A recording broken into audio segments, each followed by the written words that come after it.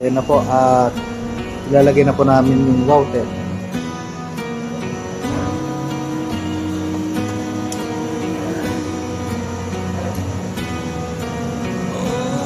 So, ilalagay po yung router.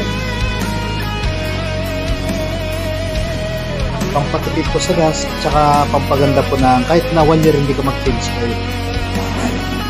Okay na okay po. Bali 30 ml po yan, ano? Opo.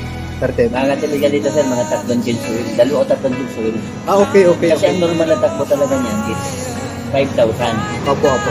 So kahit 10,000, kaya niya pa hanggang 15,000. Hanggang 15,000 kaya niya pa. Hanggang 15,000 kila. Basta ilagay mo lang. At saka guys, ito po pala, magiging brand new yung ano nito. Yung hatak niya, magiging brand new. Yung po yung totoo ito.